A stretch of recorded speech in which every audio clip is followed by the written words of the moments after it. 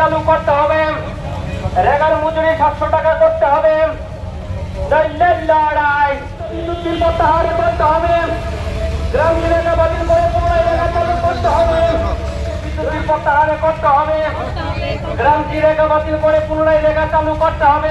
আমাদের রাজ্যে শ্রমজীবী মানুষ ভালো নেই। এই রাজ্যের সাধারণ মানুষও খুবই খারাপ অবস্থায় আছে।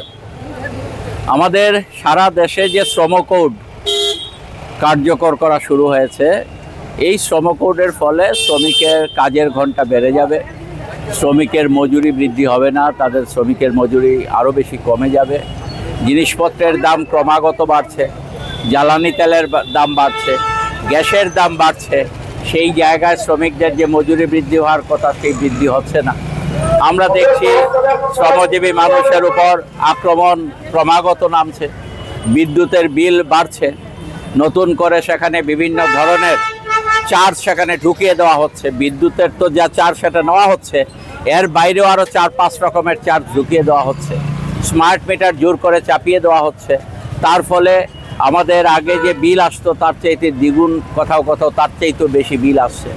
আমরা দেখছি আমাদের রাজ্যের মধ্যে শ্রমজীবী মানুষের কাজ করে খাওয়ার মতো সেখানে ব্যবস্থা নেই। আমাদের রাজ্যের শ্রমজীবী মানুষরা তারা বাইরে চলে যেতে বাধ্য হচ্ছেন। আমাদের রাস্তাঘাটের অবস্থা খুবই খারাপ। জাতীয় সড়ক দিয়ে চলাচল করলে পর মনে হয় এখানে ধান উৎপাদন ভালো হবে রাস্তায় চলাচলের চাইতে, এরকম একটা অবস্থা গিয়ে দাঁড়িয়েছে। মানুষ বাধ্য হয়ে বাংলাদেশে চলে যেতে বাধ্য হচ্ছেন। বর্ডার এলাকায় যারা আছেন গরিব অংশের মানুষ, তারা বাংলাদেশে চলে যেতে বাধ্য হচ্ছেন। তাহলে এইরকম একটা অবস্থায় দাঁড়িয়ে আমরা আজকে এখানে নারীদের কোনো নিরাপত্তা নেই, আইন শৃঙ্খলা বলতে একেবারে তলানিতে।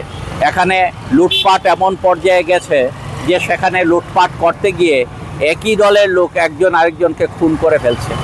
কোনো রকম এই রাজ্যে আইনের শাসন আছে বলে কোনো কিছু বোঝা যাচ্ছে না।